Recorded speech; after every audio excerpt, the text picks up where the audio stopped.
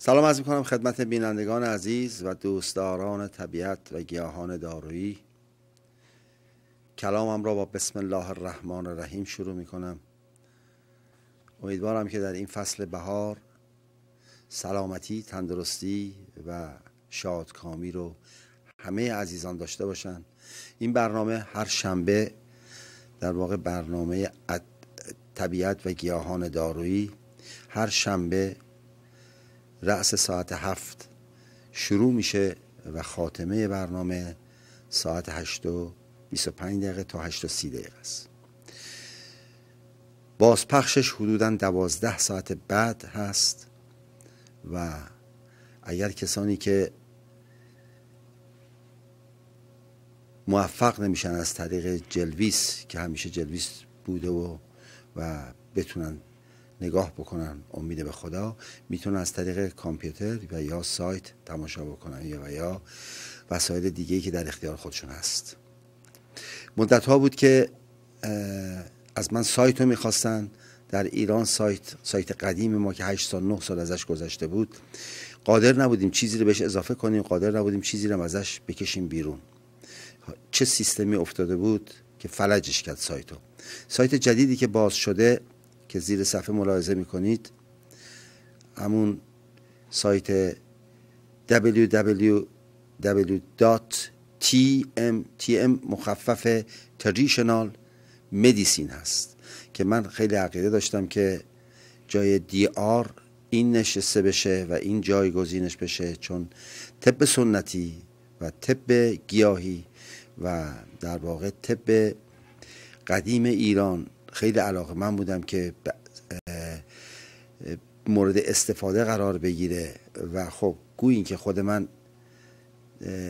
با طب سنتی چینی ها طب سوزنی رو شروع کردم و یا سایر متعلقاتش که مربوط به طب هستش، ولی به طور کلی علاقه‌مند بودم که طب سنتی رو جایگزین بکنم. همونطور که تیتر کتابم در همین برنامه‌هایی که قبلا دیدید که عالم طبیعت، جهان هستی، عالم طبیعت، طب سوزنی، طب گیاهی و طب سنتی و گیاهان درمانی هستش، به هر جای گیاهان هست، اینه که خیلی علاقه‌مند بودم که این سایت به همون وضع در بیاد. www.tm-katuzian.ir که مخفف ایران عزیزمون هستش. اگر چنانچه در سایت رفتید کسری هایی در سایت دیدید، جلو عذرخواهی میکنم، پوزش میطلبم، چون سایت نیاز به این داره که هر روز اطلاعات بیشتری در داخلش وارد بشه، ولی تا اونجایی که تونستیم، یعنی در واقع در ایران تونستن این سایت رو درست بکنن، سعی کردن که نواقصش کمتر بشه، ولی اگر نقصی بود خوشحال میشم که تلفنی که توی خود سایت هست به من اطلاع بدید که ما بتونیم رفع نقص بکنیم. عزیزانی هستن که از راه دور مورد لطف و عنایت ما رو قرار میدن و تلفن میکنن و از برنامه خودشون که برنامه طبیعت و گیاهان دارویی بسیار لذت میبرن و مورد آگاهیشون قرار میگیره و همچنین ما هم خودمون دوست داریم که ما رو دیگران مورد آگاهی قرار بدن. به طور کلی زمانی که داریم در حال حاضر در اون زندگی میکنیم، زمان ارتباطات هست و زمان سلامتی و تندرستیه، چون تمام دنیا همه هم و غمشون رو گذاشتن روی سلامتی، تندرستی و آرامش. آرامش مدیون خیلی از مسائل هست که انسان بتونه هم آگاه بشه، هم به درجه کمال برسه، هم حقیقت امر رو دریافت بکنه که حقیقت امر در واقع خود خداوند تبارک و تعالی است که حق است. هر چیزی که در طبیعت آفریده شده بدون علت و بدون دلیل نبوده، یقیناً دلایل خاصی داشته. روی حکمت الهی این خلق شده و احترام به طبیعت در حقیقت نوعی احترام گذاشتن به خودمون هست و طبیعت زنده است، فعال، همه میدونن. آب زنده است، موجود بسیار زنده‌ایه. موجوداتی که در طبیعت زندگی میکنن بسیار مراقبن که این طبیعتشون از بین نره. ما انتظارمون از خودمون و از خالق این هست خدایا به ما رو یاری بده تا ما بتونیم به آنچه را که به ما دادی هم قدر شناس باشیم، هم شکر نعمتهای والای تو رو داشته باشیم و این فرصت رو به ما بدی که ما بتونیم بهترین بنده تو باشیم.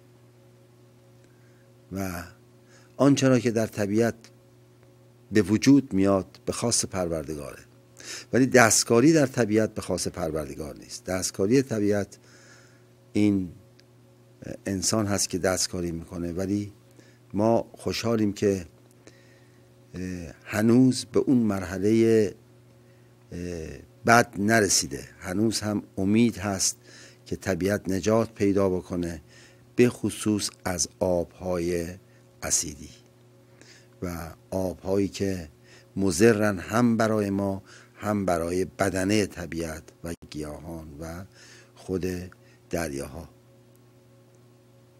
آبها نقش به طور کلی آبها و یا آب نقش مهمی رو در زندگی روزمره ما عهده داره.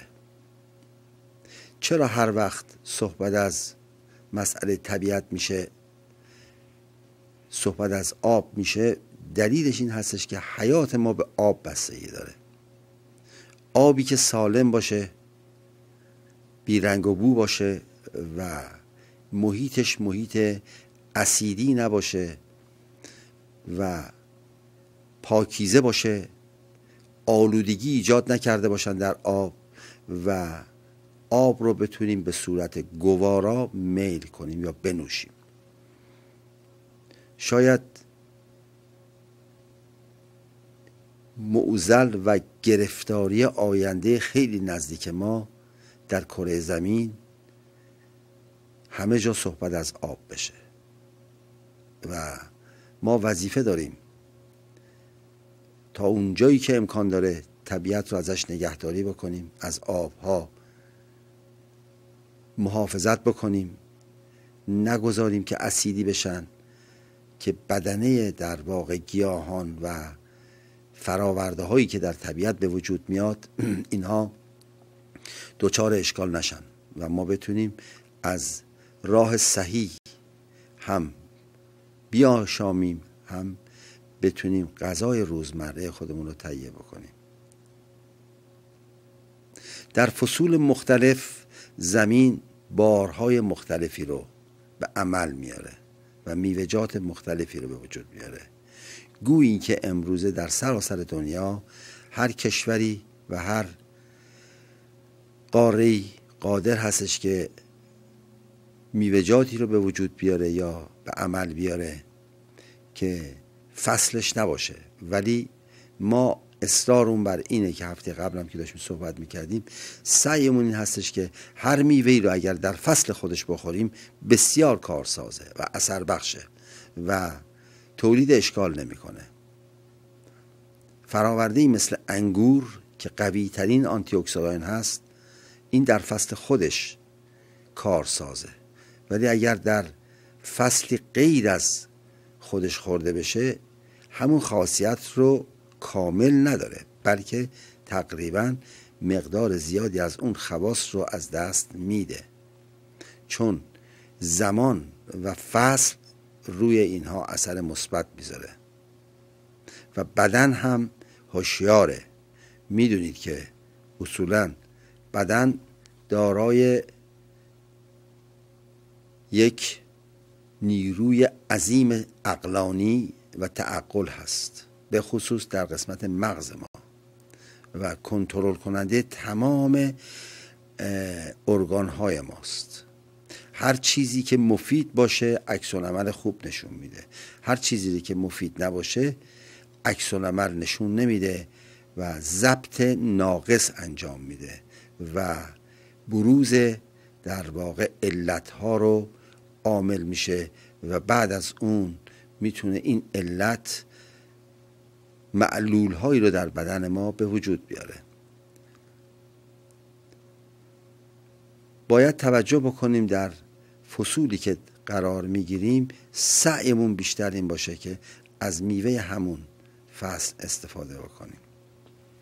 یکی از میوه هایی که الان میخوام براتون عنوانش بکنم، تعدادش هم خیلی زیاد شده، مقدارش خیلی زیاد شده در فروشگاه، به نام پاپایاست. پاپایا میدونیم در تمام فصول هست، ولی در فصل بهار و فصل در واقع میشه گفت فراورده های بهاری وفورش بیشتره، به همین دلیلی که قیمتش ارزون میشه و به سرعت رسیده میشه. یعنی وقتی شما از فروشگاه میخرید یک روز در منزلتون بمونه، با اینکه روکش سبز داره یعنی پوستش سبزه، اگه یک روز در منزل بمونه تقریبا مایل به زردی میشه و روز بعد میتونید راحت میلش بکنید. پاپایا ضعف دستگاه گوارش رو برطرف میکنه، چون دارای ویتامین های خیلی بالا و مینرال های خیلی بالایی است. حلال در واقع میشه گفت میکروب هاست، حل میکنه میکروب ها رو و از بدن خارج میکنه، میکروب هایی که بد هستن و مضرن برای دستگاه گوارش. روی دستگاه گوارش علاوه بر اینکه اثر میذاره، روی خونم اثر میذاره و باعث میشه که مقدار زیادی آنتی اکسیدان رو در خودش ذخیره بکنه و هر جا بدن اکسیده میشه این ضد اکسیده شدن اون بافت و یا سلول هست. هممون میدونیم امروزه بدن ما به سرعت اکسیده میشه، چون بدن طبیعت اکسیده میشه و اکسیده شدن تا حدود زیادی در اختیار ماست در داخل بدن ما، ولی در طبیعت از اختیار ما تقریبا خارجه. ولی آنچه که مسلمه ما بایستی به تغذیه‌مون و به نوع انتخاب اون غذا و یا میوه و یا محصولاتی که در طبیعت هست توجه بسیار خاصی بشه. پاپایا مشکل هضم غذا رو برطرف میکنه. اونهایی که میگن ما غذامون هضم نمیشه، مشکل داریم، این مشکل رو کاملا برطرف میکنه. روده بزرگ و روده کوچیک رو روش اثر میذاره، خونسازی رو در روده بزرگ و روده کوچیک تسهیلش میکنه، چون ملینه، آنتی اکسیدان خیلی قوی داره و دارای ویتامین ها و مینرال های خیلی بالاییه، قند خیلی خوبی داره. دیابتی ها هیچ مشکلی با این نباید داشته باشن، چون بسیار مفیده، هیچ ناراحتی نداشته باشن از بابت اینکه آیا بخورن یا نخورن، میتونن میل بکنن بدون هیچ گونه وسواس و یا ترس و وحشتی، چون گفتم محیط معده رو کاملا قلیایی میکنه. این خیلی مهمه که ما در محیط معده و رودمون و خونمون نیاز به محیط قلیایی بیشتر داریم تا محیط اسیدی. برای آنزیم های کبد بسیار بسیار مفیده و از همه مهمتر این که من یک مطلبی رو عنوان بکنم. اتاق فرمان، خب عطاری دایا رو من فراموش کردم، با اینکه زیرنویس برنامه هست. عطاری دایا ما خوشحالیم که اسپانسر این برنامه هستن و طبق معمول برنامه با طبیعت گیاهان دارویی وقتی شروع میشه به فراورده هایی که از ایران این عطاری وارد میکنه خیلی خوشحالم که در دسترس هموطنان عزیزمون قرار میدن و سعیشون این هستش که تا اونجایی که امکان داره فراورده هایی رو بیارن که مورد قبول و مورد در حقیقت بافت نیچری ما باشه، یعنی در واقع ما با اون بزرگ شده باشیم و آشنایی داشته باشه بدنمون. و عطاری دایا تا اینجا واقعا من شاهد بودم که بله جدا سعیش این هستش که بتونه هر چیزی که از ایران امکان ورودش هست وارد بکنه به تورنتو.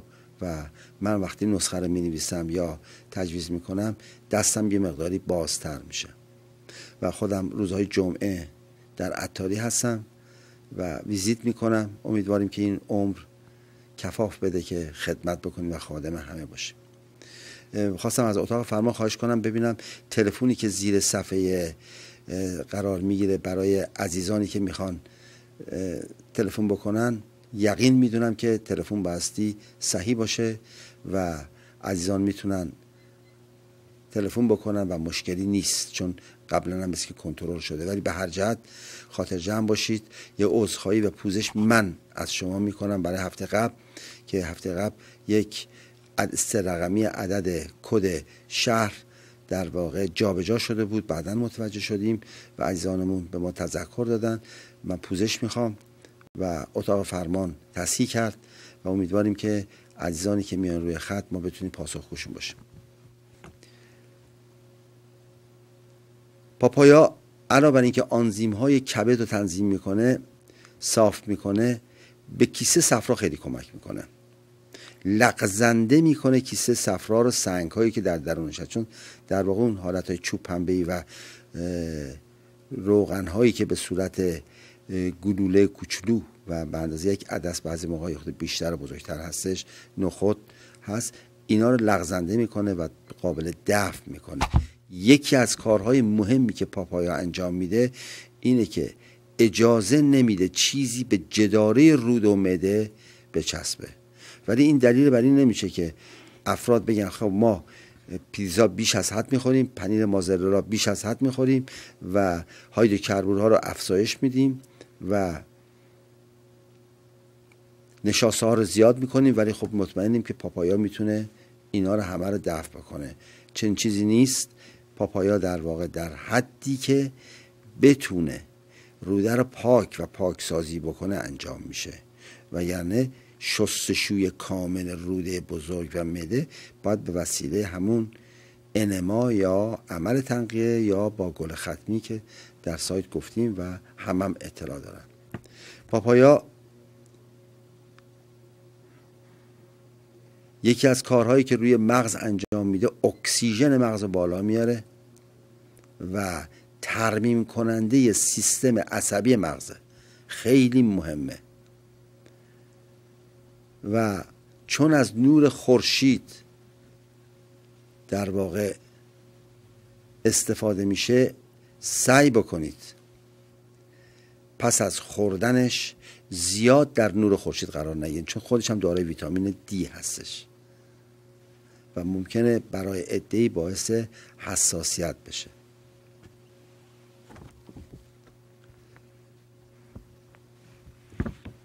مطلب دیگه‌ای که میخواستم خدمتتون عرض بکنم در مورد جینکو. چندین بار سوال کرده بودن که جینکو چه چیزیه و چگونه میتونیم از جینکو استفاده بکنیم. یه لحظه روی خط بیستید خواهش میکنم. جینکو یه درختی هستش که تقریبا مال 200 میلیون سال قبله. ببخشید یک لحظه ممکنه خواهش بکنم خطتون نگه دارید و من بتونم توضیح جینکو رو بدم، بعد به خطتون پاسخ بدم. اشکال نداره؟ خواهش میکنم. بله مرسی، خیلی ممنون. جینکو درختش تقریبا از 200 میلیون سال قبل روی کره زمین بوده و از برگ این و از میوه این که میوه شبیه پسته تازه است با همون شکل و قیافه، فقط یه مقداری تلخه، یه جزئی تلخه که معمولا میوه تازهش رو در فصل پاییز میشه خورد.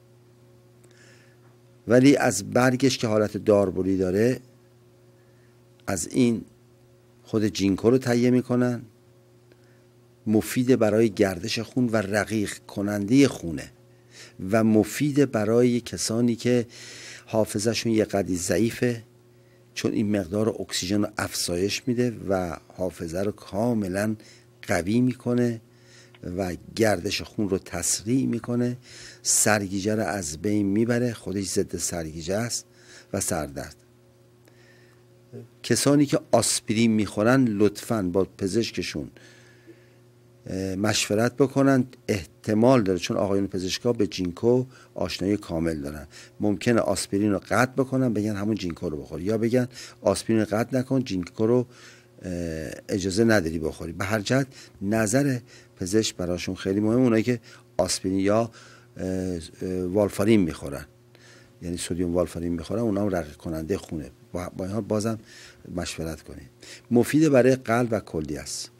مایچای قلب کاملا قوی میکنه، سیستم اعصاب قلب رو تقویت میکنه، روی چشم خیلی اثر گذاشته، اینا مشاهدات در واقع تجربیه، روی کلیه اثر میذاره، بیخوابی رو کاملا برطرف میکنه و اضطراب، نگرانی، دلشوره، دلواپسی، غم رو کاملا از بین میبره به دلیل داشتن اکسیژن خیلی بالا و خودش هم آنتی اکسیدان خیلی قویه. ضد التهاب، کسانی که دستشون پاشون التهاب میگیره و یا خواب میره میتونن ازش استفاده کنن، ولی برای کسانی که زیاده روی نکنن، چون ممکنه گرفتاری و گرفتگی عضلات به وجود بیاره و کسانی که دستگاه گوارششون یه مقداری حساسه، خواهش میکنم مراقبت بکنن که این زیاده روی نشه. و کسانی که مشکل در واقع ضربان قلب دارن روشون اثر مثبت گذاشته، خیلی خوب بوده. انشالله که بتونید. مزایای دیگه هم داره که من ممکنه بعدم چیزای دیگه هم هست که می‌خواستم بخونم که امیدوارم هر دفعه که میشه، ممکنه بعضی وقتا تکراری بشه، ولی ازتون تمنا میکنم حوصله بکنید و حتی تکرار گیاهان خودش میتونه هم اطلاعات رو زیاد بکنه و هم میتونه اون خواصش رو به خود ما برگردونه. ممکنه شما در آینده استفاده ازش بکنید، ولی همین میزانی که در موردش اطلاعات داشته باشید، آگاه باشید، روتون اثر میذاره. خانم محترم ببخشید، خیلی ممنونم که روی خط چیز کردید، ثبت کردید. بفرمایید، خواهش می‌کنم، من در خدمتتونم. سلام عرض میکنم آقای دکتر و امید سلامتی و موفقیت برای همه انشالله. من 3 تا سوال دارم. بله سوال اولم مربوط به پسرمه. دیابت داشته، خیلی معالجه کرده، قندش خیلی بالا بوده، بعد آمپول تو شکمش میزد و قرصای مختلف میخورد. حالا فعلا با آکتوز 45 میلی گرم خیلی قندش اومده پایین، ولی هم چاق میشه و هم آب بدنش زیاد میشه. میخواستم ببینم که این برای کم شدن آب بدنش چه کار باید بکنه. دوم برای عروسمه که گوشش باز سرما خورده بوده، مسافرت کرده، چه کرد، خیلی گوش‌درد ناراحتی داشت و بعد از اینکه معالجه کرده الان گوشش صدا میکنه. سوال سومم اینه که تخم کتون رو باید پودر کرد خورد یا اینکه باید که همینطوری میشه خورد؟ خیلی متشکرم ازتون. فقط اجازه قطع نکنید، قطعش نکنید لطفاً. بله. پسر عزیزتون تیرویداش هم چک کردن که ببینن که تیرویدا در چه وضعیتی هست؟ نمیدونم. خیلی خوب، اجازه بدید که من هم توضیح میدم هم شماره شما رو وردارم، چون خیلی اطلاعات میخوام، چون میگید که انسولین تزریق میکرده و مسئله خب بالاخره انسولین تزریق نمیکرد. بله. یه آمپولی به شکم میزد که اون انسولین نبود، یه آمپول خیلی گرون قیمتی هم هست که اونو میزد هفته یه بار به شکمش، ولی اون اثری نکرد. بسیار باشه، بذارید من شمارتون با 949 هستید، احتمالاً بعد اورنج کانتی باشید. بله. درسته؟ خیلی خوب. تلفن میکنم که سوالات خیلی بیشتری هم در مورد پسر عزیزتون هم در مورد عروس عزیزتون بدم و در مورد موارد دیگه هم توضیح میدم. چشم. ولی شماره رو برداشتم، خیالتون راحت باشه، بهتون زنگ میزنم که بتونم اطلاعات صحیح رو بگیرم. قربانتون، خدا نگهدار. مرسی، خیلی متشکرم. قربان خدا. اون عزیزی که روی خط هست منتظر باشن که من پاسخ بدم. در مورد مسئله تخم کتان میتونید پودرش بکنید. لطفاً وقتی پودر کردید توی غذا نریزیدش، یعنی غذایی که درست میکنید گرمه، لطفاً پودرشو نریزید، چون غذا رو خیلی بدطعم و خیلی بدریخت و خیلی بدمزه‌اش میکنه. ولی خود دانه تخم کتان یا فلکسید رو اتفاقاً گذاشته بودم که در مورد فلکسید و مزایای فلکسید توضیح بدم که اینجاست که یه دفعه دو دفعه دادیم، ولی واقعاً فلکسید میتونه مشکلاتی رو بسیار حل بکنه، مشکلات بدنی و به خصوص ارگانی و بالانس بکنه سیستم بدن رو. ولی میتونید تخم کتان رو پودرش بکنید، روی سالاد میتونید بریزید خیلی کم. اگر میل داشتید میتونید توی آبم بریزید، آب ولرم همش بزنید، آبی که تقریبا حالت روم تمپریچر یا درجه حرارت اتاق داشته باشه و هم بزنید، شروع کنید به خوردن. چون خود تخم کتان یکی از فرآوردهای بسیار عالی است که هم آنتی اکسیدان خیلی زیادی داره، هم امگا خیلی زیادی داره، امگا 3 خیلی بالاست، هم اینکه ملین هست و ضمناً دارای اکسیژن خیلی بالاییه و جلوگیری از رشد بیروی سلول میکنه. هم روغنش هست که بارها گفتیم روغنش در یخچال ها نگهداری میشه، اگر فاسد بشه نباید بخورید، به تاریخش خیلی دقت بکنید. ولی پودرش رو میتونید توی آب بریزید، میل بکنید. ضد چربی هم هستش، چون وقتی میگیم ضد چربی یعنی ضد اسیده. وقتی گفتیم ضد اسید یعنی محیطش قلیاییه. این خیلی مفیده که اطلاع داشته باشید. در مورد گوش عروس عزیزتون که صدا میکنه و اذیتش میکنه و درد زیاد داره، باید بپرسم ببینم خدای نکرده مشکل کلیه نداشته باشن یا اینفکشن ها که از طریق مثانه وارد کلیه میشه و یا خدای نکرده اینفکشن های دستگاه تناسلی. من اینا رو سوال میکنم. در مورد پسرتونم سوال خواهم کرد، ولی اطلاع داشته باشن کسانی که دیابت دارن، قند خونشون بالاست، یکی از چیزهایی که بسیار بسیار براشون مضره و باید بر حذر باشن چربیه. مطلقاً نبایستی چربی بخورن. روغن هایی که به قلیان میاد، سرخ میشه، چون همه میگن ما پیاز داغ درست میکنیم و پیاز داغ که نباید ضرر داشته باشه که پیاز سرخش میکنیم. نه، قبل از اینکه شما پیاز سرخ کنید متاسفانه روغن سرخش میکنید. خودتون خبر ندید. دارید، میدونم، اطلاع دارید. روغن وقتی که سرخ میشه بعد پیاز سرخ میشه، چون درجه حرارت بالا حتی یک هم باشه. شما فقط میتونید از روغن، حتی اون روغنی که روش نوشته شده این برای سرخ کردنه، به هیچ عنوان من قبول ندارم این رو، چون اگه دقت بکنید روش نوشته کولد پرس. وقتی که می نویسه کولد پرس یعنی به وسیله دستگاه ها سرد این رو ما گرفتیم، یعنی فشار سرد دادیم، پرس نکردیم حرارت بهش بدیم بیاد بیرون. پرس رو میکنیم به خاطر کلدش، به خاطر سرماش، و این باعث میشه که چیه؟ اون فرمول خودش رو و روغن بتونه مولکول های خودش رو حفظ بکنه. کولد پرسش کردن. پس در نتیجه نمیتونید روغنی پیدا بکنید که بخواید سرخش بکنید. سرخ میکنید، درسته غذا خیلی خوشمزه میشه، یا باید بریم به سمت خوشمزه بودن غذا، یا باید بریم به سمت هلتی بودن و یا سلامتی و تندرستی، که ما بارها گفتیم عقل سالم در بدن سالمه، بدن سالم در تغذیه سالمه. تغذیه سالم موقع اتفاق میفته که دستکاری تو روغن نشه. به خصوص دیابتیا روغن رو باید حذر بکنن، غذاهاشون بدون روغن باشه، بدون هایدروکربن باشه. هایدروکربن مثل نون سفید، شکر، قند و یا آرد و یا هر چیزی که میتونه تبدیل به قند بشه و تبدیل به چربی بشه در بدن که مضره. چون پانکراس، صحبت از پانکراسه، پانکراس باید اجازه داشته باشه که بتونه انسولین رو بیرون بیاره. پس وقتی که ما صحبت از دیابت میکنیم، در واقع پانکراس ضعف ایجاد شده توش که نمیتونه انسولین رو کاملا ترشح بکنه. باید انسولین بیاد با لوله‌ای که یا داکتی که از با کیسه صفرا خارج میشه به عنوان بایلز یا صفرا.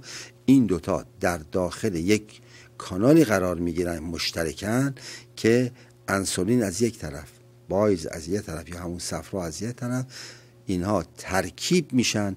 ترکیبشون شیره معده رو درست میکنه که اجازه نداره قند در داخل خون بسوزه و جلوش میگیره. سیستم ایمنی بدن رو بالا میبره و از همه مهمتر عمل دستگاه گوارش انجام میشه، متابولیسم بدن انجام میشه، سوخت و ساز انجام میشه و خیلی مسائل دیگه. پس یکی از چیزهایی که خیلی مهمه این هستش که ما بتونیم انسولین گیاهی استفاده کنیم. یکی از فراورده‌های بزرگ انسولین گیاهی آب هویجه. به هیچ عنوان خطری ایجاد نمیکنه برای کسانی که مشکل دیابت دارن، بلکه رفع مشکل هم میکنه. به خاطر اینکه توضیح میدم، حالا اجازه بدید من فقط در مورد این خط رو بگیرم. بفرمایید شما روی خطید عزیزم. بفرمایید شما روی خطید. سلام علیکم. سلام بابا جان، انشالله خوب باشی. حال شما خوبه؟ الحمدلله. مرسی جونم. چندین بار من مزاحم شما نه هیچ مزاحمت نیست. 100 دفعه دیگه هم زنگ بزنید مشکل نیست. بله 100 دفعه دیگه هم شما زنگ بزنید ما خوشحال میشیم. 100 بار دیگه هم شما زنگ بزنید و ما خوشحال میشیم که شما چقدر اهمیت به این برنامه دارید. ان شاء الله پایدارتون نگه داره. پایدار باشید. مرسی. مرسی. من شما دستور افلکس و جکو دادین برای شوهرم که به اصطلاح خود حواس پرتی داشت. بله. و من اینا رو خریدم، تهیه کردم و افلکس رو تمام کردم، یعنی یه قاشق دیگه مونده.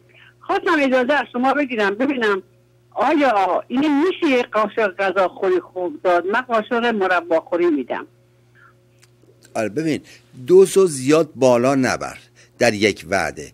2 وعدهش بکن، بذار کاملا جذب بشه. یک دفعه یه قاشق غذاخوری بهش نده لطفا، چون وقتی که میدی چون وقتی که میدی خاصیتش از بین میره. 2 وعدهش بکن، منتها با قاشق مربا خوری که هر وعده حدودا 3 تا 4 ساعت باش فاصله داشته باشه که بتونه اکسیژنی که به مغز میرسونه مفید واقع بشه انشالله. گرفتین؟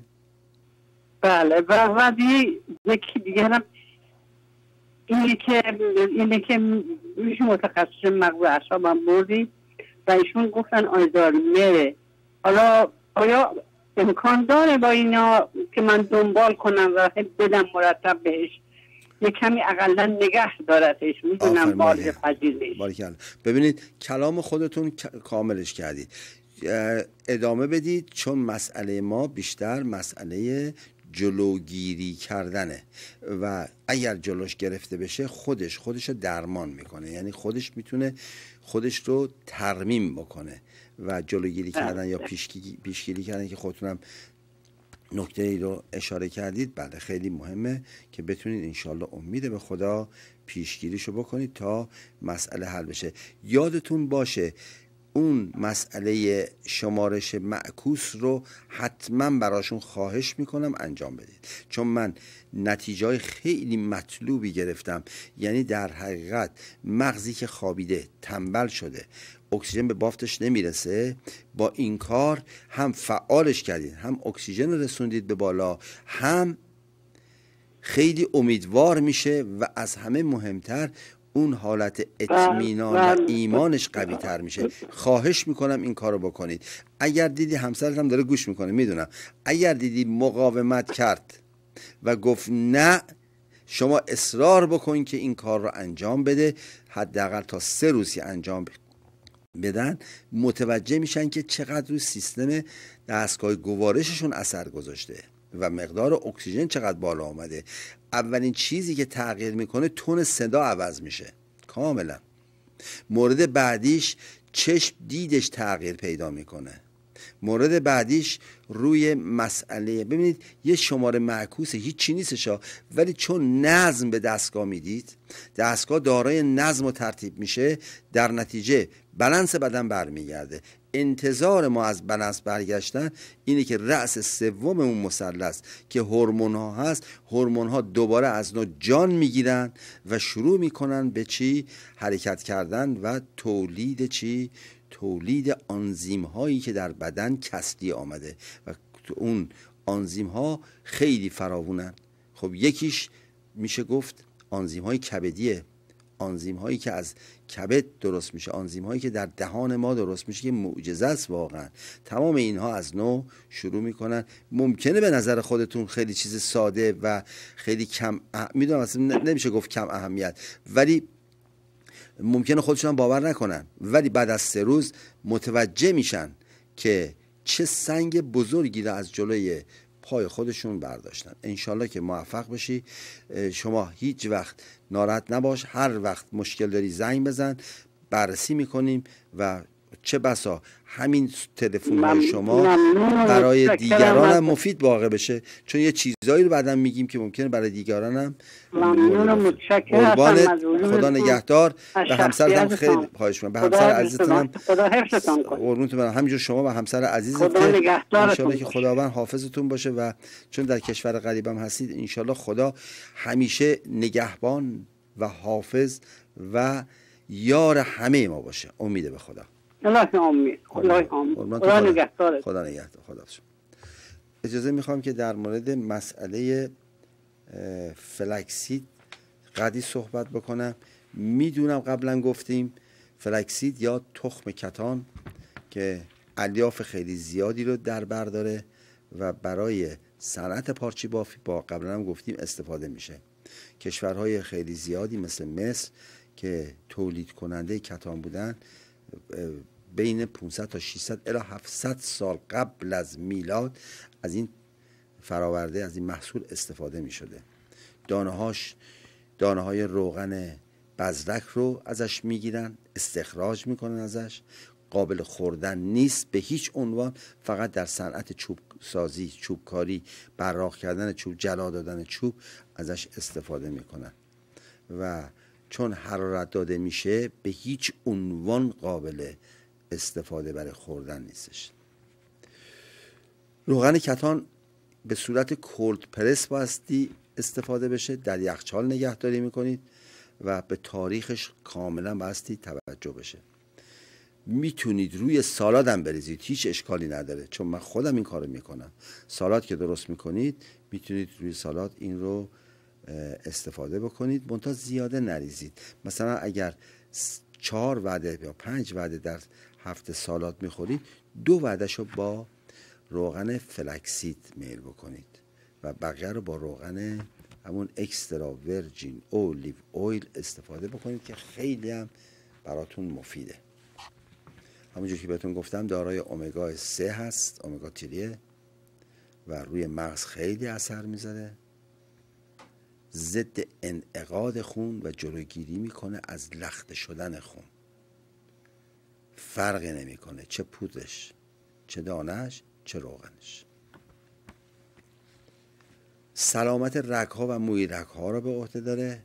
دارای مقدار زیادی ویتامین ای هست، سرشار از ویتامین ایه و معمولاً هم ویتامین ای روی پوست خیلی اثر خوبی رو میذاره. ضد التهاب و ورم هستش، به خصوص کسانی که ورم دست و پا دارن از فلکسید اگر استفاده بکنن بسیار براشون مؤثره. کسانی که خدای نکرده مشکل سردرد دارن، چون این مقدار زیادی اکسیژن رو با خودش حمل میکنه و یا میگرن دارن، میتونه تا حدود زیادی مؤثر باشه در کنترل و کم کردن این مشکل سردرد.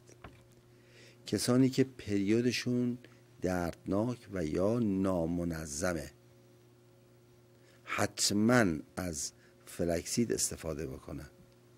طریقه استفادهش هم به این صورته: پود میکنید تو سالاد بریزید یا روغن تو سالاد بریزید و یا خود هسته، خود دانه، در وضعیت دانه فلکسید رو توی غذاهایی که میپذید مثل سوپ، آش، هرچی، یا برنج، چون من خودم تو برنجم میریزم، برنج رو میتونم یک قاشق مربا خوری تا 2 قاشق مربا خوری تو برنج قهوه‌ای میریزم، همراه با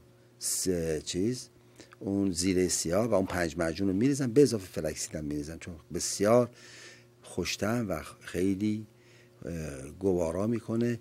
روی ماهی میریزم، میذارم تو آون. یعنی واقعا فلکسید و دانه‌شو میتونید تو تمام موارد ازش استفاده. حرارت هم ببینید هیچ مشکلی به وجود نمیاره. برای کسانی که ناراحتی‌های روماتیسم و یا آرتروز دارن خیلی مفید بوده، موثر بوده. آمار داریم مثلا و سیستم ایمنی بدن رو کاملا بالا میبره، جلوگیری میکنه از ناراحتی‌های اون بیماری بسیار بسیار بد که امروزه خیلی زیاد شده. ازتون خواهش میکنم هر چقدر میتونید آنتی اکسیدان بخورید، هر چقدر میتونید روغن‌ها رو کم بکنید، روغن‌های سرخ شده رو، هر چقدر میتونید لبنیات رو کاهشش بدید، شیر رو تا اون جایی که امکان داره کاهش بدید و عصبانیت رو کاملا در خودتون از بین ببریدش. و میدونید اکثر افرادی که به کلینیک میان وقتی که صحبت میکنن صحبت از استرس میکنن، استرا، نگرانی، انگزایتی و دیپرشن های شدید.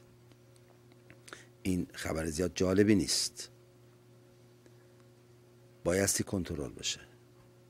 یکی از راه‌های کنترلش تغذیه صحیحه.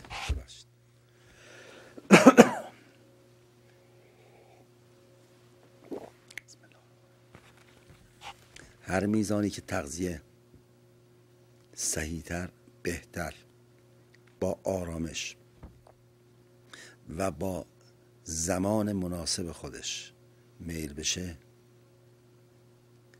بدون دخالت اخبارهای بد، بدون دخالت موبایل بر بغل دستتون که غذا میخورید جواب موبایل رو بدید یا تلفن رو بدید، و یا اخبار بعد از طریق تلویزیون یا روزنامه. اینها تمامشون مضرن در مضرن، یعنی بدترین. و اگر کسی بخواد دشمن رو تعریف بکنه، هیچ دشمنی بالاتر از دشمن این نیست که انسان موقع خوردن عصبانی بشه و پریشان حال بشه و لقمه‌ای که میخوره، اون لقمه به جای اینکه با آنزیم‌های دهان ترکیب بشه، با خون داره ترکیب میشه و این خوب نیست. مشخصه که یک الو جانم بفرمایید. سلام علیکم. سلام جانم. بله میتونم خواهش بکنم یک لحظه روی خط بایستید؟ خواهش دارم. بله مرسی. بله خواهش میکنم. ببینید غذا وقتی که خورده میشه انتظار روده، معده، روده بزرگ، روده کوچیک، کلیه، کبد، طحال و کلیه و مغز و قلب، همه اینا انتظارشون اینه که در آرامش یه چیزی خورده بشه. اگر در استرس، نگرانی، دلشوره، ببینید چقدر توضیح میدیم در موردش. حتی اگر شما جواهر رو بخورید، یعنی بهترین غذا رو همسرتون آماده کرده باشه و یا از بیرون تهیه کرده باشید که زیاد جالب نیست، میل بکنید، اگر با عصبانیت و تندخویی، ناآرامی، اضطراب، نگرانی، دلشوره خورده بشه، بهترین راهی که بهتون بگم اینه که غذا نخورید تا آرامش بهتون برگرده. چون بعد از خوردن این اضطراب و نگرانی و این غذایی که میخورید، بعدش ترش کردن شروع میشه، اسید معده بسیار بالا میره. الو. بله جانم دارم الان میام رو خطتون. چشم، میتونید تحمل بکنید عزیزم؟ بله. مرسی. بله. ترش کردن ها شروع میشه، میدتون به آب میشه، چون اصلا ما وسط غذا و بعد از غذا اصلا نباید آب بخوریم، چون تمام مواد همه رو میشوره میبره، چیزی نمیذاره، بعدم پف میکنه بدن، بعد از همه مهمتر اسیدی میکنه بدن رو. از همه مهمتر اون آب دیگه مفید نیست. در واقع آب دشمن درجه یک کسیه که با غذاش بخواد آب بخوره یا نوشیدنی بخوره یا هر چیزی که فقط میتونید اگر خیلی آتش میارید 1 حبه انگور تا 3 الی 5 حبه انگور رو بزنید درتون، هیچ مشکلی نیست. چرا؟ برای اینکه اون آنتی اکسیدانی که داره تحریک میکنه بزاق دهانتون رو، شیره معده رو تحریک میکنه و لذت میده به غذا. اینه که ازتون تمنا میکنم موقع غذا خوردن خیلی مراقب باشید. همین فلکسید ضد یبوست و ضد چربی هاست و برای کم کردن، البته خواهش میکنم طور دیگه به این برخورد نکنید.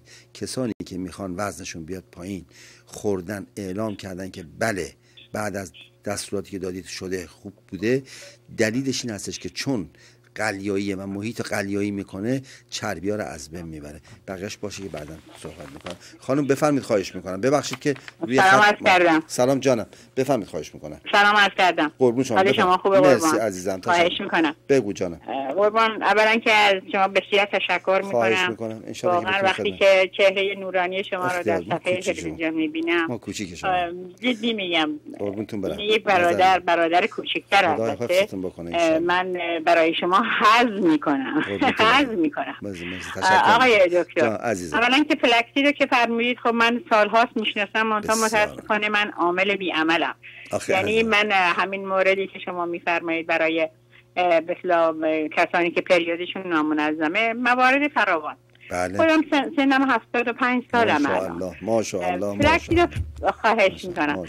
فرمودید که فلکسید رو اشکال نداره که اگر داخل غذا رو بپزید، ولی من تا اونجا که اطلاعاتم ایجاب میکنه گفتم حتی در ظرفایی که نذاری که نور ببینی که اکسیده نشه، چون بسیار در مقابل اکسیژن هوا حساسه. بله. و اکسیده میشه. بله. بعد برای خوردن بسیار برای تأثیر بهترش یا خانم دکتر متخصص زنان به من گفتن که بله. که فلکسید قهوه‌ای حتما باید بخورن خانم‌ها، چون هورمونش خیلی خوبه، بله. بالاست و برای منوپوز خیلی خوبه. بله. من گفتن یه قاشق تقریبا غذاخوری سرخالی به مدت 4 الی 6 ساعت در یه لیوان آب معمولی خیس میکنی. بله. بعد از اون میخوری. البته اگه ناشتا باشه خیلی بهتره برای یبوست اینا، ولی هر وقت روزم خوردید. حالا نمیدونم این درسته یا نه. حالا اینو بفهمید تا سوال همین روشی که بهتون گفتن همین رو انجام بدید. کسانی که این روش رو شنیدن چون تجربه شده انجام بدن. بله. فقط من یه توضیح بدم، فلکسید موقعی کارساز هستش، چون توضیح هم داده بودم غذا بایستی بدون روغن پخته بشه. موقعی فلکسید یا هر حتی اون پیاز وقتی روغن بهش میخوره تمام اون آنتی بیوتیکش از بین میره. فلکسید هم اومگاش از دست میده تو روغن، چون خودش روغنیه. چون خودش روغن داره، روغنشو در اون غذا برمیگردونه توی غذا، مشروط به این که تو اون غذا روغن نباشه. اگر روغن باشه فرمایشتون کاملا درسته، فرمایشون خانم دکتر هم درسته، چون روغن روش اثر بد میذاره و از حالت آنتی اکسیدانی خارجش میکنه. ولی حرارت در داخل غذایی که هست روش اثر میذاره، روغنش میکشه بیرون، مشروط به این که بارها هم گفتم بایستی غذایی که درست میشه روی اون گازی که میذارید شعله پخش کن باید باشه بدون استثناء. یعنی اگر غذایی پخته بشه با هر غذایی فرق نمیکنه، اگر مستقیم حرارت واردش بشه اصلا کمپلیت غذا رو مسمومیت ایجاد میکنه. ولی پس ما هر روز آقای دکتر سم میخوریم. واقعا ببینید یکی از تاکسیک های زیادی که الان توی بدنه افراد به وجود میاد یا خدای نکرده غدد لنفاوی افزایش پیدا میکنه و یا خدای نکرده سلولت به وجود میاد، همین تاکسیکاست که تجمع ایجاد میکنن و باعث میشه که مشکل به وجود بیاره و کیسه صفرا رو اذیت میکنه. اگر نه یقینا بایستی توی بین دیگ و یا اون ظرفتون و حالا اگه شعله پخش کن باید باشه، بدون استثنا باید شعله پخش کن باشه، چون شعله رو یعنی در واقع حرارت رو من غیر مستقیم وارد غذا دارید میکنید و غذا لذت میبره و نذارید از مینیمم بالاتر بره، یعنی درجه حرارتش از مینیمم بالاتر بره. خیلی مهمه. دقیقاً. بعد هم برای اینکه غذا خوش طعم‌تر بهتر بشه، فلکسیدی که میریزید نمک اجازه ندارید توش بریزید به هیچ عنوان. اصلا چون نمک حالا چرا گفتن، درست گفته اون خانم، چون میدونید ریزکاری هایی داره. وقتی که شما نمک رو میریزید در واقع کلور رو دارید وارد غذا میکنید، کلورین دیگه، کلور داره دیگه و کلور در واقع روی فلکسید و روی روغنش و روی اومگاش اثر میذاره، خنثاش میکنه و تاکسیکش میکنه، یعنی سم رو زیاد میکنه. فقط تنها زمانی که شما غذا پخته شد و آماده شد برای خوردن، چشیدید که دیدید خب مشخص، خودتون میدونید نمک نداره، بعد زیر شعله رو که خاموش کردید، اون زمان قدری نمک رو انتخاب میکنید به مقداری که میخواین، با آب لیمو اگر دوست داشته باشید مخلوطش میکنید، میریزین تو غذا، چون دیگه حرارتی در کار نیستش که نمک رو به کلور تبدیلش کنه، یعنی نمک همیشه موقع آخر سر ما نمک بریزید. دقیقاً. در قدیم هم اگر یادتون باشه همیشه در غذاها آخر نمک رو میریختن که ته نگیره، چون خود حالا ته گرفتنش چی بود؟ دلیلش این بود که میگفتن ته نگیره، ولی دلیل علمیش این بود که کلور باعث این کار میشه. عجب. همیشه مادر بزرگم میگفت که وقتی خدا رحمتش کنه بلکه ته نگیره نمک آخر سر بریزین، یعنی خاموش کنیم بعد نمک بریزین. عجیبی، چون راست میگه، من اینو که امتحان کردم ته میگیره. خیلی جالب بود برای من. خواهش میکنم از تجربتون استفاده کردیم جانم. خواهش میکنم. آقای دکتر، این که فرمودید که الان من هیچ اصلا تا حالا آنتی اکسیدان از این فیش اویل تا به حال نخوردم اصلا. این اصولا غیر از داروی قندم و داروی فشارم که لازم حتما بخورم چیزی نمیخورم. چرا؟ چیزم میخورم، قرص برای عفونت ادرارم، کرنبری، قرص کرنبری هم میخورم. بله. بعد خب نتونستم قندم رو کنترل کنم با دارو. چرا 120 ناشتا 130، حالا اگر زیاده روی نکنم. من هیچ تا به حال آنتی اکسیدان نخوردم، همه میگن باید بخوری. آیا این فلکسید جای اون آنتی اکسیدانه رو میگیره که به صورت چیز باشه، به صورت کپسولای روغنی فیش اویل باشه؟ حدود 30% تا 45%، ماکسیموم 50% میتونه تامین بکنه. قسمت بعدیشو از آب قلیایی استفاده بکنید لطفاً، و از کپسول های زردچوبه میتونید استفاده کنید، چون شنیدم برای کپسول زردچوبه‌ای که در ژاپن ساخته میشه از روغن زردچوبه اومدن خود کپسولش رو درست کردن و آبی که در این مزرعه استفاده میشه آب قلیاییه، یعنی آب با pH 9 تا 9.5 که این کپسول وقتی آماده میشه وارد بازار میشه واقعا، البته خب ما از قدیم که میخوردیم زردچوبه چون ضد التهابه و اینفلمیشن رو کاملا از بین میبره، ضد کنسر شناخته شد. اصلا در قدیم من یادمه اصلا همین الان به طور کلی هیچ غذایی در ایران پخته نمیشد مگر اینکه اول تو آشپزخونه زردچوبه رو داشته باشیم.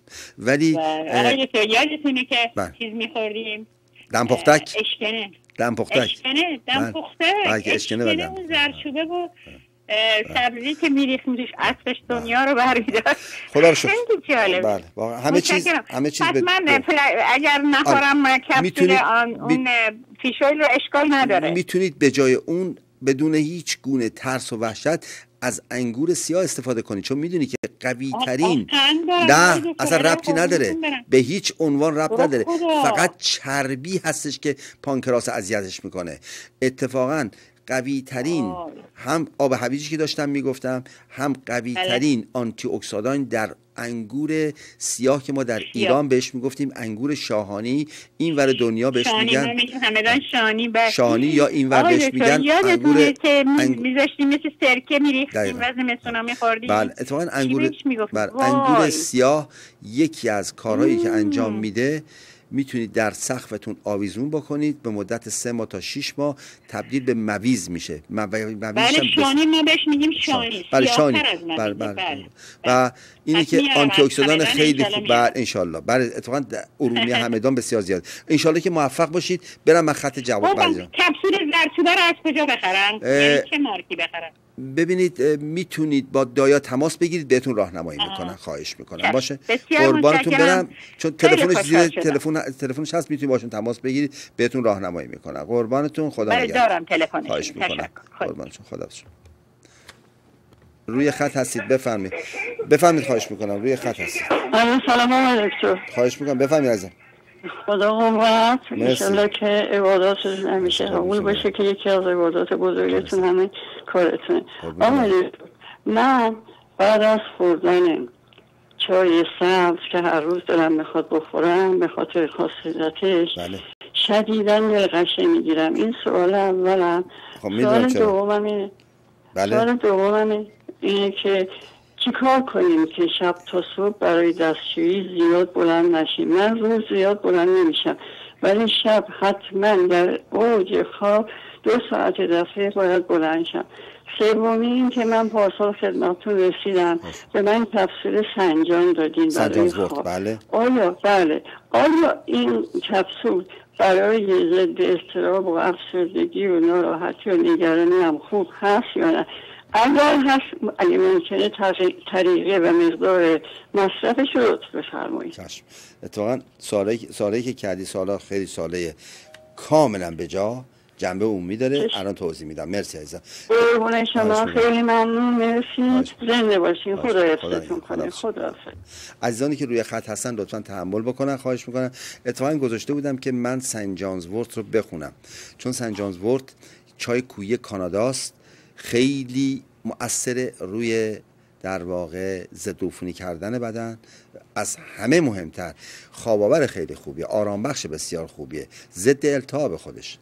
و مهمترین چیزی که روی سنت جانز وورت بررسی کردن، اکسیژن رسانی رو زیاد میکنه، روی دستگاه گوارش اثر بسیار عالی میذاره، ضد عفونی کننده است. اتفاقا نوشته بودم که بخونم، ولی چون عزیزانم پشت خط هستن بعداً میتونم این رو عنوان بکنم، چون هنوز فلکسید مونده. ولی جالبه که چقدر ارتباط درست بوده که من انتخابم با صحبت شما که کردی سنت جانز وورت.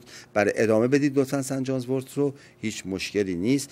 عین همین چای رو ما در مرزن آباد شمال داریم به نام چای کوهی و حالت چیز داره، پودر سفید رنگی مثل برف میمونه و بسیار چیز مؤثریه روی سیستم اعصاب قلب.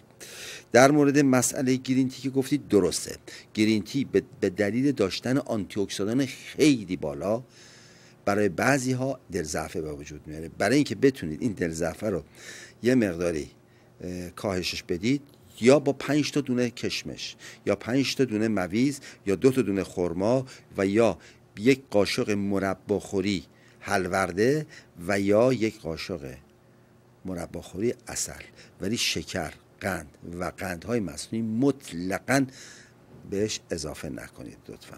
خیلی ممنون. بعد دیگه سوال دیگه‌تون هم این بود که دستشویی زیاد میرید. ببینید به طور کلی التهابی که در داخل بدن به وجود میاد متوجه بیشتر مثانه میشه و مثانه رو تحریکش میکنه، عضلات مثانه رو شل میکنه و باعث میشه که در واقع این التهاب روی سیستم دفع اثر منفی بذاره و این التهاب قابل جبرانه. چیزی داریم به نام بلادر کنترل. این بلادر کنترل در حقیقت ضد التهابات داخل مثانه است. بلادر همون در واقع میشه مثانه. این رو خواهش میکنم از همون اتاری دایا خودتون تهیه بکنید، بهتونم میگه که چجوری بلادر کنترل رو ازش استفاده، هم برای خانوما هست هم برای آقایون. ولی یادتون نره لطفاً زمانی که بلادر کنترل رو استفاده میکنید 1 ساعت تا 1 ساعت و نیم بعدش هیچ نوع دارویی رو نبایستی استفاده بکنید و سعی کنید آبم نخورید، چون خواصش از بین کاملا میبره، یعنی ضعیفش میکنه. و کسانی هم که داروهای در واقع شیمیایی میخورن حواسشون جمع باشه که بلدر کنترل رو با اونها میل نکنن. فاصله بین 1 ساعت تا 1 ساعت و نیم باید باشه. انشالله که موفق باشید. برای همه پاسخ دادم. شما روی خط هستید، بفرمایید خواهش می‌کنم روی خطید. بفرمایید روی خطید. خواهش می‌کنم بفرمایید روی خطید. دکتر ببخشید می‌خواستم، خیلی ممنون از صحبت‌های خیلی خوبتون. اولا بعدش می‌خواستم از شما سوال کنم که من همه دندونامو کشیدم، اخیراً هم یه 6 تاشو با هم کشیدم، دیگه دندونی ندارم اصلا تو دهنم. ولی نه که جدید کشیدم این رسه ها جای دندونم خیلی ورم کرده، درد میکنه. بعد نمیدونم چیکار کنم، حتی آبم نمیتونم با این رسه ها بخورم. خواستم از شما سوال کنم که چی رو این رسه ها میتونم بذارم یا چیکار یعنی در واقع اینجور که استنباط میکنم به خاطر استفاده از لثه‌ها حساس شدن و حالت تقریبا میشه گفت سنسیتیو پیدا کردن یا حالت نرمی پیدا کردن که احساس دردم دارید روش؟ بله این مخصوصا 4-6 تاشو تازه کشیدم. باشه بهتون الان توضیح میدم. الان به توضیح میدم. اینا خیلی باشه. الان به توضیح میدم. مرسی، خیلی ممنون. اتفاقا سوالشون سوال فردیه ولی ممکنه به بعضیا مفید باشه. برنج سفید رو بنز 1 لیوان این رو بریزین تو 1 تا 1.5 لیوان آب گرم، بذارید کاملا جوش بخوره. بعد از اینکه جوش خورد صافش کنید. نشاسته این برنج رو بگیرید لطفاً، قدری توش عسل و دارچین، خود برنج کار نداشته باشید، نشاسته این برنج رو بگیرید به میزان 1 استکان در صبح، 1 استکان در ظهر و 1 استکان در بعد از ظهر، بعد از ساعت 6-7 بعد از ظهر. عسل و دارچین روش بریزید لطفاً و شروع کنید به خوردن. ولی موقعی که دارید میخورید حواستون باشه تو دهانتون خیلی نگرش دارید این رو، چون دارای ویتامین B هستش، B بالا، چون B میخواین. من الان موقعیتی نیست که به شما بگم که برید B تزریق بکنید، چون بخواد روی شما اثر بذاره یه مدت زمانی طول میکشه. یا خوردن قرص های ویتامین B چون هزینه داره. به هر جهت همون برنجتون رو این کارو بکنید و دارای ویتامین B خیلی بالا هستش که بتونید ازش استفاده کنید.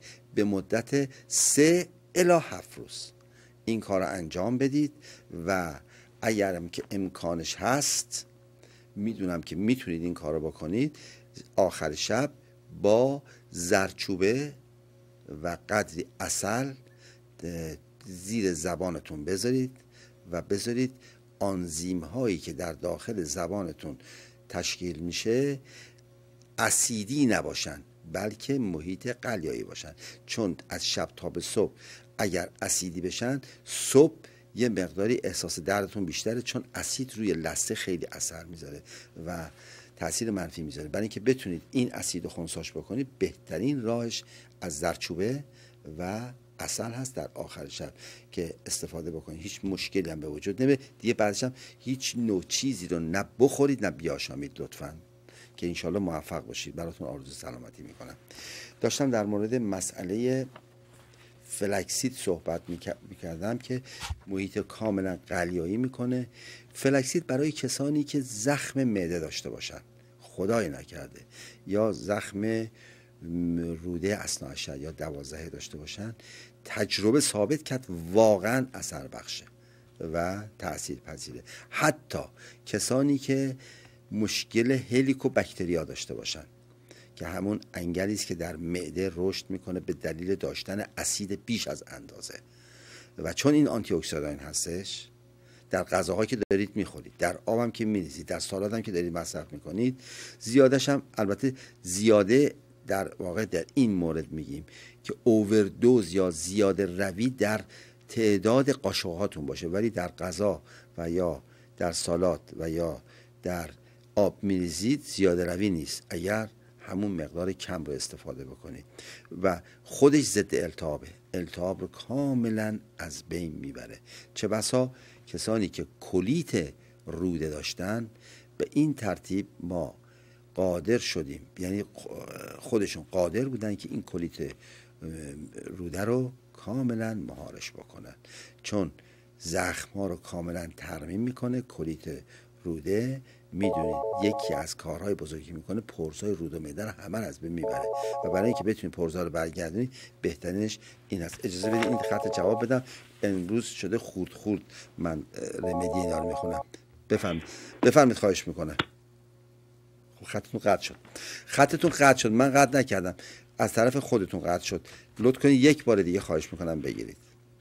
خدمتتون عرض کنم که التهابات همونجوری که گفتیم از بین میبره و کسانی که ناراحتی‌های اگزیما یا خدای نکرده آسم یا حساسیت‌های پوستی دارن با فلکسید راحت میتونن مهارش بکنن و سیستم ایمنی رو بالا بیارن که این مشکل حساسیت پوستی کاملا مرتفع بشه.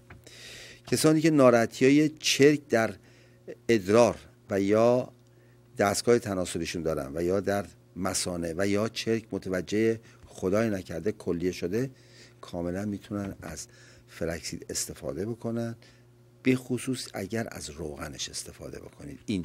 این گروه از افرادی که دارای اینفکشن یا چرک هستن.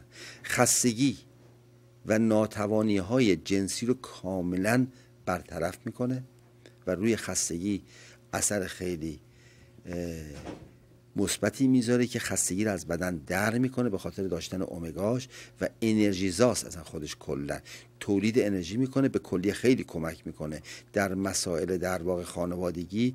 کلیه نقش بسیار بسیار مهمی رو ایفا میکنه. و چیز دیگه‌ای که خیلی مهمه بدونید، تخم کتان درسته که زیاده رویش ممکنه دچار اشکال بکنه، ولی در حد متعارف و تعادل خورده بشه روی اکسیژن بدن اثر میذاره که مستقیم وارد مغز میشه.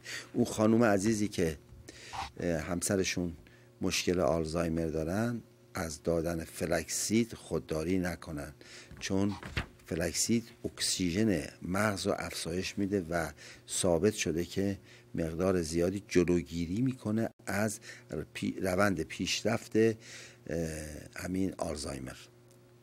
ضد دیابت هست، یادتون نره، یعنی ضد قند خونه، به دلیل اینکه آنتی اکسیدان خودش و ضمناً قلیایی هم هستش. برطرف کننده تورم مثانه، سنگ کلیه و سرفه‌های بد و خارش هایی که روی پوست انجام میشه. بفرمایید شما روی خطید. بفرمایید روی خطید عزیز. بسم الله. بفرمایید روی خطی، صداتون رو دارم میشنوم. بفرمایید. آقای دکتر هستین؟ من کاتوزیان هستم. سلام عزیز. بفرمایید خواهش. بله. آقای دکتر راجع به اسم داروی رو سلام یعنی گیاهی رو گفتن، تلفظ شما متوجه کدوم؟ سنجانزورت رو میفرمایید یا فلکسید رو میفرمایید؟ نه فلکسید نه، اون سنجانزورت. منظورتون سنجانزورت بودش؟ همون چای کوهی؟ بله دقیقاً. خب الان صدای من به سمت شما خوب میاد؟ جواب منو بدید لطفا. صدا خوب میاد خواهش میکنم؟ بله خیلی خوب. پس ببینم اگه قطعتون بکنم از طریق تلویزیون میتونید خوب گوش بکنید؟ بله اگه اسپرش بکنیم بله. پس من ازتون خداحافظی میکنم، براتون الان اسپرش میکنم. مرسی. مرسی، خداحافظ. سنجانزورت یا چای کوهی که بقیه خواصش رو فرصت نشد بگیم، اس مثل سم یا سام، تی مثل تهران، یه آپوستروف کوچیک بالاش بذارید. جانز میشه جی مثل جک یا جعفر، او مثل اورنج، اچ مثل حسن یا هنری، ان مثل ناهید و یا نانسی و یا آپوستروف و اس. بعد اس هم که همون میشه سمباز دوباره. بعد یه ذره فاصله بدید، ورد دبلیو او آر تی. یک بار دیگه میگم، دبلیو O W مثل وومن، O مثل اورنج، R مثل رامین، T مثل تهران. سنت جانز وورت. انبرم بهش میگن. و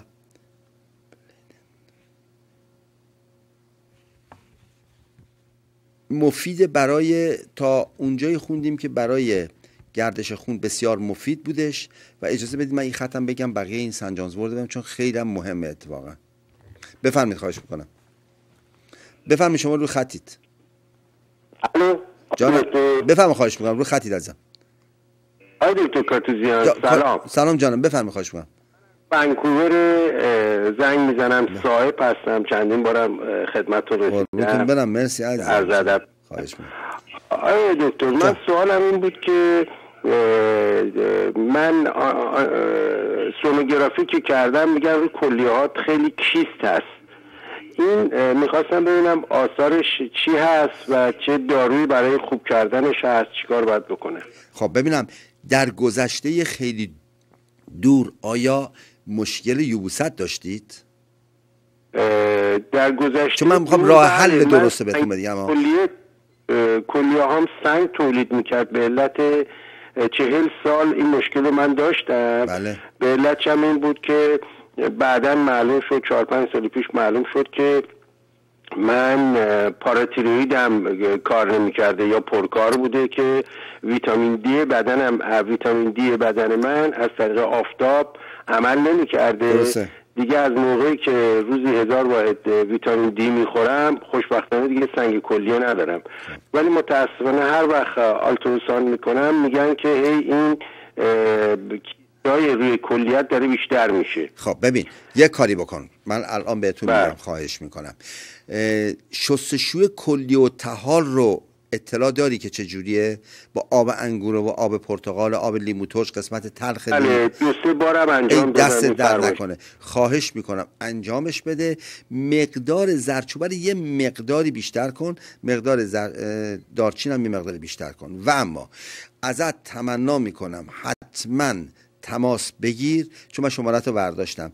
یه مقداری از بدونی که آب ونکووری مقداری آبش دچار اشکال شده، یعنی آبش تقریبا میشه گفت میزان املاح و گچش و اسیدیش قدری بالاست و خود مردم هم این رو میدونن. اگر بتونی از آب قلیایی استفاده بکنی، آبی که په‌هاش تقریبا بین 8.5 تا 9.5 باشه ایدئاله. این میتونه کمک بکنه جلوی رشد بیروی سلول رو میگیره. خوراکش سلول رو در واقع از اکسیژن پر میکنه. آنتی اکسیدان خیلی قویه. انگور سیاه رو خواهش میکنم یادت نره روزانه حدود 200 تا 250 گرم انگور سیاه یا انگور شاهانی یا بهش میگن در غرب بهش میگن انگور کنکورد و این رو شروع کن به خوردن. کنکورد خیلی انگور عالیه و انار رو بتونی شروع کنی به خوردن. هر چی میتونی ازت خواهش میکنم از آنتی اکسیدان ها خیلی استفاده بکن و اصلا نذار قطره‌ای روغن سرخ بکشه شما بخوری و یا هایدروکربن‌ها مثل برنج سفید، نون سفید، نون لواش، نون تافتون و یا گوشت قرمز. فقط گوشت شما بشه گوشت ماهی، اونم با سبزیجات خورده بشه. اگر این کارا رو بکنی من بهت قول میدم که میتونی جلوش رو بگیری که دیگه کیس سازی نکنه. این یقین بدونید میشه، چون کلیه به قدری هوشیاره. اگر بهترین مواد به خصوص آنتی اکسیدان ها بهش داده بشه بلا فاصله، چون میدونید مشکل اصلی کجاست. برای اینکه اطلاع داشته باشید انشالله که بتونم هفته بعد این رو بیارم. نفرون هایی هستش که توی من چارت نفرون ها رو میارم هفته قبل، یه چارت که دستگاه عظیمی هستش که واقعا یه تارش زیر میکروسکوپ که میره اصلا یه پالایشگاه است. نفرون ها رو باید باز بکنی. مشکل اساسی سر نفرون هاست، چون نفرون ها سموم رو از بدنه کلیه خارج نمیکنن، سموم رو دوباره برمیگردونن داخل کلیه. و برای اینکه بتونی نفرون ها رو بازش بکنی بهتره که چربی ها رو همه رو حذف بکنی بدون استثنا و هایدروکربن‌ها همینطور و شروع کنی به خوردن آبی که قلیایی هستش. اتفاقا شنیدم دستگاهی که در خود ونکوور هستش که مثل اواردهای خیلی زیادی گرفته و لایسنس های خیلی زیادی رو گرفته، در ونکوور فعال بوده و تمام کسانی که تو سخنرانی که من در ونکوور هر ساله داشتم آمدن این آب رو براشون دمونستریت کردن دیدن. چون الان نمیتونم اسمشو بگم چون جنبه تبلیغی پیدا میکنه، ولی میتونید از اتاری دایا سوال بکنید بپرسید بهتون میگه. و از آب قلیایی خواهش میکنم هر جور شده فعلا از دوست آشنا، چون خود من میتونید، من این شماره رو میتونید یادداشت بکنید خواهش میکنم و اینو میتونم بگم. شماره رو بنویسید. ونکوور خانم سیما خانم که هر ساله صبر کن یه چیزی شما چیز دارید، سگ دارید تو خونه؟ بله سگ تو خونه اجازه بده خیلی مراقب باش که موی سگ تو سیستم گوارش شما نره. خیلی بد مواظب باشی ها، چون موهاش تو فضا پراکنده میشه. این بی زبون که من خیلی دوستش دارم، سگ سیما پریسا خانم یادش بخیر، یکی داره به نام ناپلون، یکی داره به نام دردانه. واقعا اینا اینقدر شیرینن که نهایت نره. و سگ هم میدونید که هم شیرینه، هم خوش برخورده، هم شعور خیلی بالا داره، هم غریزه خیلی بالا داره، هم حرف شنوه. از آدمیزاد خیلی بهتر حرفو میشنوه بعضی از آدمیزاد. واقعا من بهش واقعا سگ رو، ولی حواست جمع باشه موی سگ و بزاقش به خصوص موش تو فضا پراکنده میشه اصلا قابل دیدن نیست. اگر اون وارد سیستم گوارش بشه به خصوص تو ریه ها و توی سیستم خون، متوجه دستگاه خواهش میکنم خیلی مواظب باش، خواهش میکنم. شماره رو یادداشت کن 604. شماره رو یادداشت کن. من اینجا مزرعه بلوبری دارم، قبلا هم خدمتتون گفتم. بله گفتید. بله آنتی اکسیدان خیلی قویه. بله اکسیدان خیلی قوی داره. بله من دعوت میکنم ان شاءالله امید به خدای بزرگ. اگر آمدیم در ونکوور حتما عزیزانی که میزبان ما هستن میایم در خدمتتون که بتونیم از مزارع بلوبر قربونتون برم. یادداشت کن خواهش میکنم. 604 بله 202 بله 202 40 اجازه بدید 227 ببخشید 227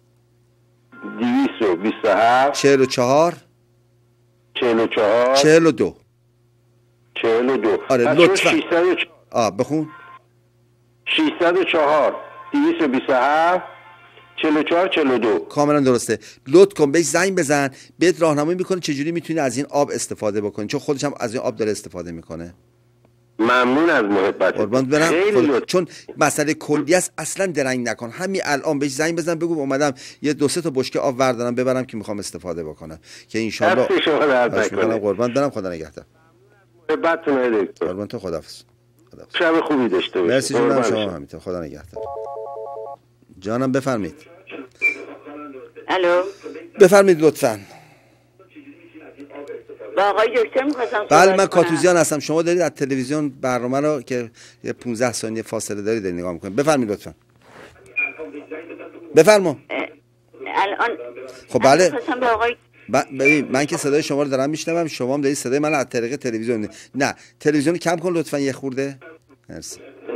تلویزیون خود کم. شما با خود آقای دکتر من می‌خواستم ببینم صدا رو متوجه بشو، صدای تلفن تو متوجه بشو.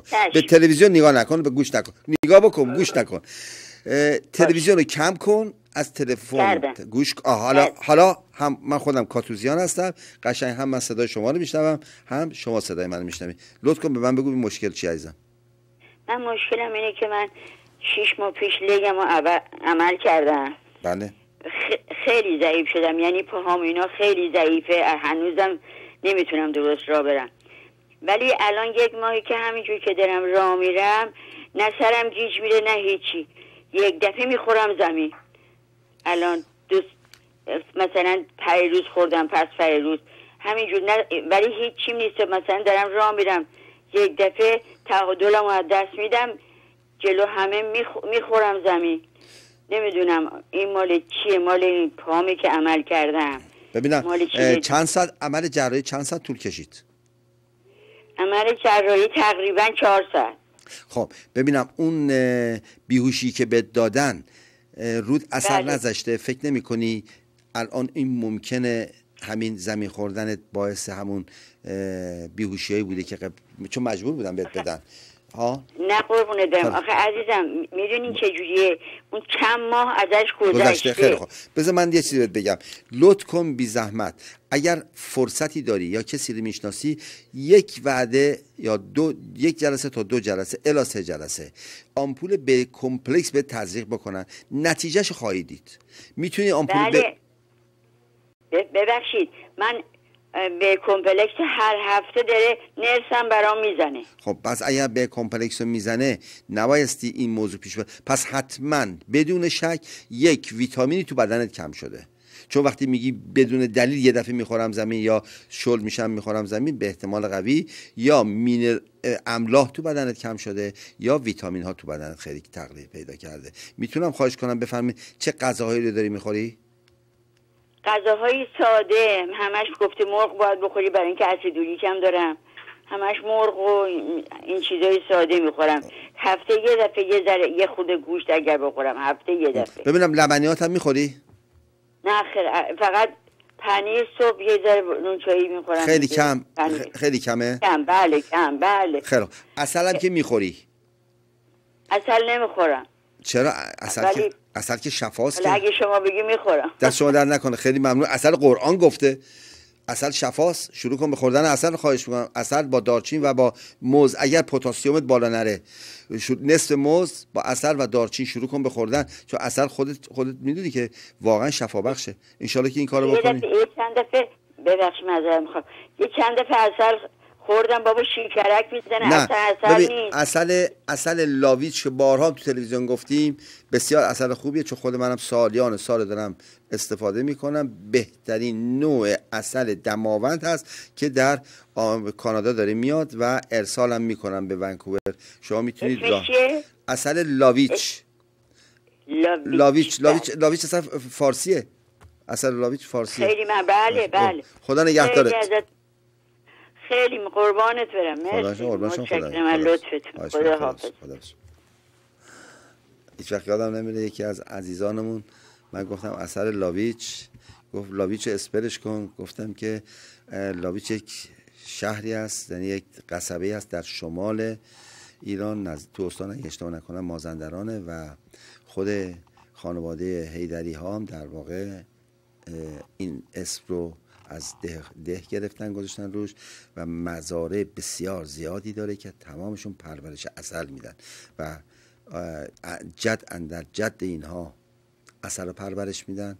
عسل بسیار بسیار عالیه. من هنوز ضعف از این عسل پیدا نکردم. اگر یک روزی آقای حیدری که نماینده پدرتون هست اینجا، یک روز اگر ببینم ضعفی در این عسل وجود داشته باشه، در همین تلویزیون عنوان میکنم که دیگه کسی عسل لاویچ نخره. ولی خوشبختانه تا الان عسل لاویچ عسل میشه گفت بسیار بسیار عالیه. به همین دلیل هم خیلی گرانه، یعنی نسبت به تمام عسلای دیگه یه قدری قیمتش بالاتره. ولی چون رفتم فیلد رو دیدم، پدر بزرگوارتونم دیدم، لطفا باز هم سفارش بکنید که محصولات از اینی که هست بهتر و بهتر در اختیار هموطنان عزیزمون قرار بدن.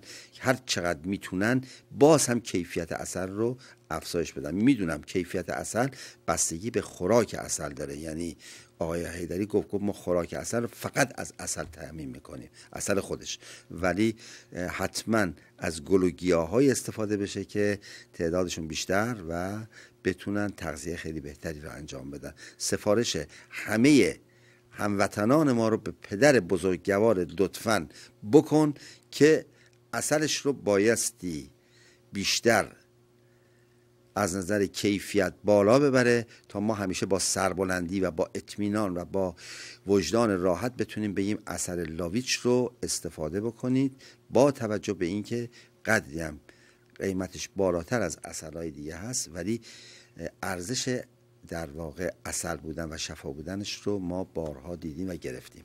امیدواریم که موفق باشید. بذارید من در مورد سن جانز وورد بگم چون فکر میکنم چند دقیقه به پایان برنامه بیشتر نموده. ضد ناراحتی‌های اضطراب هستش سنجانزورت و التهابات از بین میبره. برای دستگاه گوارش و ضد عفونی کننده سموم در بدن هستش. تحریک کننده گردش خون چشم. 5 دقیقه وقت داریم. و مفید برای کیسه صفرا، خیلی کیسه صفرا رو تخلیه میکنه، ضد گاز معده و معده است و اسید رو کاملا از بین میبره، بدنی که خودش محیط قلیایی داره. و مفید برای برونشیت و آس و ناراحتی‌های تنگی نفس و ضمناً خودش ضد اسهال هم هستش. و کسانی که در شب ادراری مشکل شب ادراری دارن، برای کودکانشون میتونن 5 قطره از این سنجانزورت رو بریزن و استفاده بکنن. کاهش دهنده دردهای روماتیسم، گرفتگی عضلات و دردهای عضلانی رو کاملا کاهش میده، ضد ناراحتی هموروئید و ضد نقرس و تورم استخوانی است و تقویت سیستم ایمنی بدن را افزایش میده. ضمناً ثابت شده که ضد ایدز هم هستش. لطفاً روی خط بایستید، بعد از برنامه شمارتون رو برمی‌دارم و باهاتون صحبت می‌کنم. تحمل کنید روی خط لطفاً. الو بفرمایید. سلام جانم، لطفاً روی خط بایستید چون نمیتونم پاسختون رو بدم. بذارید برنامه رو به پایان برسونم، دعای برنامه رو بخونم، قطع نکن. بعد از برنامه که تموم شد باهاتون صحبت می‌کنم. اشکال نداره؟ چشمت بی بلا عزیزم. مرسی. روی بیماری خواهش می‌کنم، روی بیماری ایدز اثر می‌کنه. سلول‌های مغز رو کاملاً برای یه ذره تلویزیونتون رو خواهش می‌کنم کم بکنید. مرسی. برای افزایش اکسیژن مؤثر. مرسی عزیزم. افرادی که قرص ضد مثلا دیپرشن میخورن، این بسیار بسیار براشون مؤثره و جلوگیری میکنه. خیلی چیزای دیگه بود که اتفاقا بگیم، انشالله که مؤثر واقع بشه. همه الان وقت قطع بکنه من سوالات بهش بگم یا نه؟ نه بذار من از شماره ور میدارم، بعد به زنگ میزنم. 647 قطع نکن لطفا. 478 82. خیلی خوب، مرسی، خیلی ممنون. شمارت برداشتم به زنگ میزنم. مرسی. اجازه میخوام. خب ما شروع برنامه‌مون با کلام خداوند بود، با بسم الله الرحمن الرحیم، ولی نه اینکه فراموش کرده باشم، چون صحبت‌های دیگه شد یادم رفت که مبعث رسول اکرم صلی الله علیه و سلم رو به همه شما عزیزانم تبریک بگم. انشالله که تبریک رو مورد قبول قرار داده باشید. خدایا مرا پاک کن و دلم را طاهر گردان و سینه‌ام را بگشا و جاری کن بر زبانم ستایش و مدح سپاس بر تو را، زیرا که نیرویی نباشد جز به وجود تو. خدایا آن را وسیله پاکی و درمان من قرار بده. تو را عبادت می‌کنیم و فقط از تو کمک می‌خواهیم. خدایا من از تو می‌خواهم و روی آورم به سوی تو و پیامبرت، پیغمبر رحمت محمد مصطفی صلی الله علیه و سلم، رسول گرامیت. ای پیشوای رحمت، ای آقا یا سیدنا، ای آقای ما و سرپرست ما رو آوردیم و شفیع قرار دادیم و توسل می‌جوییم به وسیله تو به درگاه خداوند تبارک و تعالی و مقدم می‌داریم تو را برای حاجت‌های خود.